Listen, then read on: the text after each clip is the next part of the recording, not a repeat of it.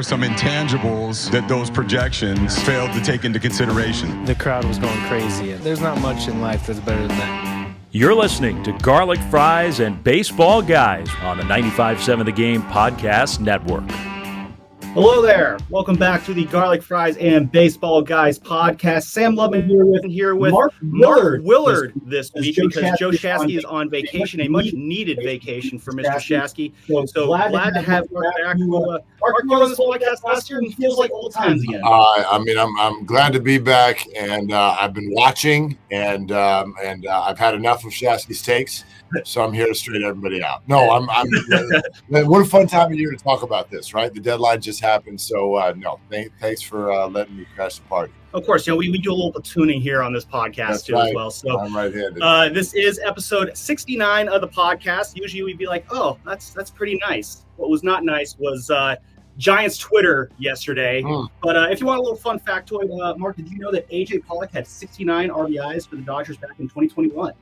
I would not have had that stat, but that does make it nice and clean, doesn't it? Episode 69. He almost had an RBI or two with his very first at bat as a Giant. Be honest with me. Did you think it was gone? I'll be honest. I thought A.J. Pollock's at bat was just so emblematic of all the emotions that Giants fans felt yesterday. There was just such a tease that you thought something's going to happen.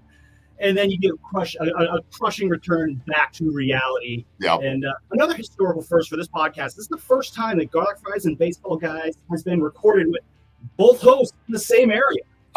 In the same room right now. I know you can't see Terrell on the camera, but yes, I'm sitting right next to you, and it does make it easier to talk to people. It kind of does, yeah. I know we all learned in the pandemic how to do this without being in the same room, but hi, Sam. It's good to see you. It is, yeah. It's cool. It's like, oh, do I look at you or I got to look at the camera here? This is going to be a fun little back and forth here. So anyway, I want to start off. Let's just get right into just what happened yesterday. One of the more emotional days, I think, for Giants fans in a long time. First off, we're waiting all day long for Farhan to do something, and I feel like there were two camps. There was why isn't Farhan doing anything camp? And then there was the relax. He's going to do something right at the end of the deadline. Nothing ends up happening, and it became apparent, Mark. You and I, we lived through the Belt Wars. I think we're now in the middle of the Farhan Wars, and those are going to definitely eclipse the Belt Wars. Yeah, no doubt. But I also think, are we in the middle of them, or are we just now in chapter 7 of them? In other words, like they always get stirred back up. The difference is I think this is the first time it's been stirred up when the Giants have a significant winning record. The Giants have the third best record in the National League. Only the Dodgers and the Braves are ahead of them, and the Dodgers are barely ahead of them. And I would have thought that at a time like that, you get more positivity. Now, I was in the camp of he's definitely going to do something. I did not think it was going to be splashy, but I was surprised that he did absolutely nothing. But having now a night to sleep on it, listen to what he said. I am one of those people that is going to actually listen to what he said. I am going to take it at face value. I was bummed that something didn't happen. My question would be, were the guys bummed that something didn't happen? Does the team feel like this was kind of a lack of confidence in their ability? But my big takeaway in looking at it now is there just wasn't crap available. Yeah, I really believe that. If there was a team that I was looking at right now, and I'm like kind of jealous with what they did, I'd feel differently, but I'm not. I don't even buy this idea of, well, the Dodgers went and got better. No, they didn't. They made moves. They made moves for negative WAR players. They're just – so Verlander and Eduardo Rodriguez, quite frankly, from the beginning, are two of the only pitchers that I was even interested in. I think the Giants were in those conversations. They both had no trade clauses. Farhan indicated. We know Rodriguez didn't want to come west. He turned down the Dodgers. And Verlander – from what we're now hearing, he conducted his trade to the Astros. That's where he wanted to go. If that's the case, I don't know if you can look at any of these teams and get mad at them. I don't want the Giants giving up prospects for replacement level players. That's who they have now. So if you need a replacement level starter, the Giants have about 5 of them. And so is it comforting? No, but there just wasn't anything available. Yeah, and I think to the impatient lunatic fringe aspect, segment of the Giants fan base, that's obviously not going to sit well with them. Two things I want to highlight what you just said there. First off, what the Dodgers did, Mark. What if I told you that based off of WAR, the Giants actually got better at the deadline than the Dodgers?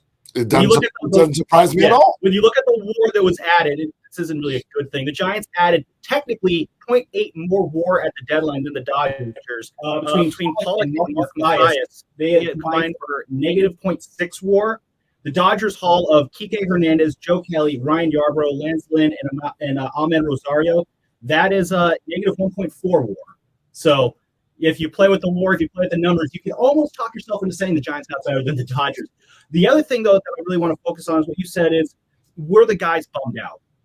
I really kind of subscribe to the belief that if a team shows that it is, worthy, if the team shows the desire, it shows that it is worthy of making a playoff run, is good enough to make a playoff run, then the general manager has to reward that team. I see these guys play. Look at that game last night. They go down 3-0. Alex Cobb guts it through a stomach bug, allows 3 runs. I think he snapped like a 22-inning scoreless streak last night, which I totally didn't even realize that was happening. And then you see that team come back. Snable starts it off. Matos keeps it going. And who got those guys up here? Brandon Crawford obviously ties it up. Lamont Wade gives him the lead. And Bailey ends it emphatically by nailing Perdomo at first base. Man, who drafted that guy? Mm-hmm. We're going to get to that all later. But this is a team, they got out these wins. You Gabe Kapler or Jock actually came up with this word. Jock Peterson called them grindy. And this really is a team. They grind out these wins. The heart is there. These guys truly play hard for each other. You go in that clubhouse, these guys truly enjoy being around each other. This is a team that I thought has played so hard, maybe above their heads all year long. But at the same time, if they are playing above their heads, at the deadline, you are the number one wild card team.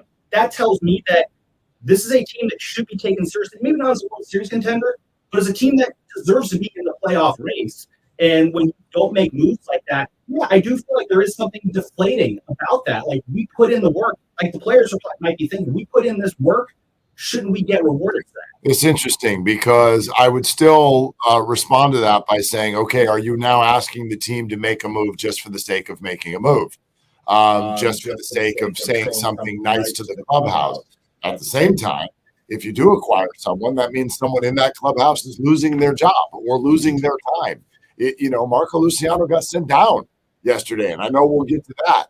I can't speak to whether or not the players were disappointed that no one came in. I didn't see anyone offensively that's really, really going to help the team. A couple of weeks ago, I was interested in the idea of Tim Anderson. I would bet that this team would respond to that and say, we'll take Thairo Estrada instead of Tim Anderson. If we want an up-the-middle player, we are acquiring someone. Yes, it's just getting our own guy back, but that is, quite frankly, the best offensive player that the Giants could acquire. So I'm with you in a normal deadline. I think you need to send that message to your club. And if there was a player out there that made me jealous that someone else acquired, Tim Anderson didn't even end up getting moved. Mm-hmm. I would buy into it, but I think this was a bad deadline. I think it was a dead deadline. I think it was a dud. And there's no reason to make a move just so that you can say you made a move. Yeah. I mean, if you say, guys who I'd be jealous of, if I had to pick someone who I was like, man, I really wish you could have made that one happen. Well, first off, last week on the podcast, my genius idea to fix the Giants was go out, get Justin Verlander, take on his entire contract, and see if that would lessen the prospect load. There was obviously financial reasons that would have prevented the Giants from doing that, but I don't really care about their financial reasons. I'm willing to spend their money. My other genius move was Lucas Giolito and Tim Anderson. I would have liked Giolito. I think he's a guy who, again, maybe with a tweak or two, maybe he could have helped this team down the stretch. Tim Anderson was another one where it's just like, it seemed like if you could elevate it just a little bit, swing a little bit, ground ball, and that more line drive to know him to be. But as I said, Verlander, it was never going to happen. Giolito, the Angels just pounced on him a little bit faster than the Giants did, and Anderson didn't get moved. So I won't sweat it on it too much, but there's something said about, making these moves. I saw someone on Twitter tweeting about I think they're a host here at this station. Maybe they do one of the morning shows here. Tweeting about Farhan. I'm sorry, I got Joe Shasky there. Tweeting about Farhan's lack of bold moves. Yeah. Is there some argument to be made there that the desire for more bold moves for Farhan, is that a valid argument in your opinion, Mark? No, it's not. It's not. Why do you say that? Like, two things. Let me first answer just real quick the Giolito thing. The Angels give up their second and third best prospect for a rental. Well, that's stupid. Their number 2 was like number 65 overall. Maybe they don't have a great farm system, but the bottom line is they gave up their best guys for 2 rentals, and we know why they're doing it. They're doing that because they're pushing all their cards into the middle of the table to tell Shohei we can win here. That's why they're doing it. But it's bad business, and it's probably going to be a bad move. Farhan said yesterday he can't stand it when you give up good prospects for players who come in and then 3 months later are wearing a different jersey. Yeah. I'm with him on that. Really. Yeah, I'm with him on that. The rental market is different now, and you should not buy high on the rental market. Now, your other question, is it fair to say that Farhan won't swing big? I called them risk averse when the Carlos Correa thing happened, but then as you watch the Mets end up making the same decision and now have the perspective of Correa hitting 228 for over 100 games, you rethink it a little bit. And I go, okay, is he actually afraid to make the big move? I'm not one of these people that thinks they finished second on the free agent market on purpose. So what I know is 3 times they have gone north of $300 million that we know of for a player on the free agent market. Judge and Correa. We know that they've been in other high leverage conversations in free agency. We know that they acquired, the last time they were good, they acquired a name like Chris Bryant and lost 2 prospects and then lost him in the offseason. And they went for it, and that was a big swing. So when you swing big, just like in the actual game itself, you also strike out a lot. Yeah. And so just because there have been strikeouts, we could argue that point, whether or not that's the problem area. But to say that they lack the ability to even swing big, I think has been proven incorrectly. And I think that 6 months from now, they will be having a $600 million meeting with Shohei Ohtani, and they'll swing big on that too. Yeah, it'll be interesting to see what happens there. I agree with you somewhat there on the bold moves. I would like to see more initiative on some moves that being made. In this deadline, I think it was a bad deadline to expect that to happen. You're looking at your top 5 prospects right now: Kyle Harrison, Marco Luciano, Wizen Hunt, McCray, Von Brown. Luis Matos not considered a prospect anymore. He's been up too long. Now. Same with Bailey. I'm not giving up on it. I'm not giving any of those 5 guys away. The next 5 got Iverson, Arteaga, Reggie Crawford, Mason Black, Eric Silva, Landon Roop. I don't know Raup. I don't even know how to say his last name. That's how known he is. Right. I don't know if those guys are really moving the needle in these trades that the Giants want to make. Like, we're talking about, Paul DeJong was the guy who came up yesterday. Are we really, wanting to move, Reggie Crawford for 2 months of Paul DeJong? It's like, that's not going to hold up there. But as regards to, Farhan never makes bold moves. I see it differently. He will make the bold move when a bold move is necessary. You look at 2021. He moved space on them, Killian, and who is the other guy? The other guy's name doesn't really matter. Oh, Canario. Yeah. We're never going to hear from those guys ever again, most likely. That was a bold move. That was Farhan adapting to the situation and making the move that needed to be made. Another move that I don't know if it's necessarily a bold move, but it's a move that I think we definitely need to give him more, flowers for. It's that Mark Melanson trade. Oh, my God. Unbelievable. He not only got off the entire contract, brought Beck in. Beck has become a very useful key of this bullpen right now. And that's a deal that probably looks a lot better if 2020 is a normal season. But he got off the contract, getting a player back. In the way he did it, he just kind of stood there and said, this is the deal we want, and this is the deal you will accept. And that's how he got it done. I mean, the Darren Ruff deal last year, also a brilliant deal. Like, I look at it this way. It's really a matter of whether you accept Farhan for who he is and what he does or not. And if you don't, that's fine. As a fan, you're completely welcome to do that.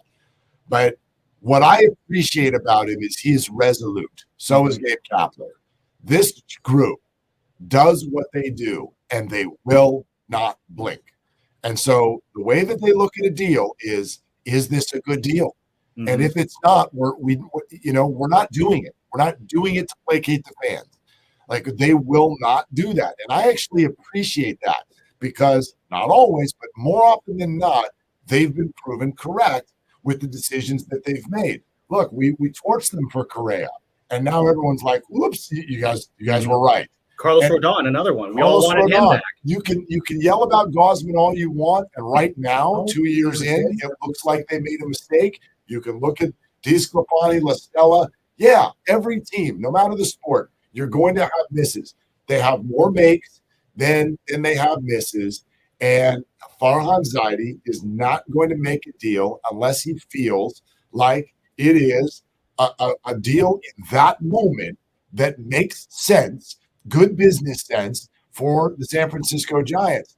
I would give up some of these prospects. I absolutely would give it. Paul DeYoung? No, yeah, not for him. Who cares? Yeah. Why are we see that the group that wants Paul DeYoung is the group that's just like, you gotta make a move because we're supposed to make a move. Exactly. He's hitting 230. I don't care about Paul DeYoung. You've got Tyro coming back, you got Crawford, you got young guys. And to be honest, I never bought that they needed infield help. I know again with Estrada injured, it looked like they did. They called up Luciano, which I really like that they did that, and sending him back down. We can get to that later on as well. But I never really took seriously the need for infield help. It was always pitching was what they really, really needed. I agree with that. I am concerned about the pitching staff right now, just holding up down the stretch. I worry that their bullpenning strategy could eventually catch up to them. So we can get to that again in a second too. But it's just none of the pitchers, it seemed like, again, I always wanted Marcus Stroman too. That was another one I really wanted. He would have been really expensive prospect-wise, but also financially, he would have kind of put the Giants over the CBT line as well. But he's a dog. Like, see, that's, you know what I mean? That's what I mean on these. Yeah. Is this really a player you want, or did you just want news? I think Stroman's a guy, he's a very good ground ball pitcher. He's a very athletic pitcher. I remember it was a couple of years ago when he was on the Mets. There was a little dribble down the third base line. He went and grabbed it and kind of did the Derek Jeter turn and throw to first. One of the most athletic plays I've ever seen by a pitcher. He's a guy who, for the next 2, 3, 4 years, if they could have extended him, I could have seen being a very useful part of this rotation. But it also didn't help the Cubs. Where, the other team has to want to trade the guy as well. And I'm not sure the Cubs wanted to move Marcus Stroman. They basically came out. They added Jaime Candelario, who's been a stud on my fantasy baseball team. So that kind of ends that there. So, yeah, I understand the desire for bold moves, but you can't make a bold move just to make the bold move. I don't think there was a bold move out there. There are two pitchers, essentially. Because Scherzer, that was kind of a non-starter with his age contract. He's not pitching nearly as well anymore either. His ERA is a run and a half higher than it was a year ago. I think they were in on Verlander and Rodriguez. Those are bold moves. Both of them invoked no trade clauses. So what is it that they were out there to do? You know what I mean? Like, I just and your thought on the middle infield thing. Yeah, they kind of needed help. And then we got to the deadline, and then they didn't need help anymore. It's kind of solving itself. And so they navigated that storm. I am open to the acquisition that they needed to make being Kyle Harrison. I am open to that. And if that burns, then need another starter. Right now, that might be the best one. I agree with you.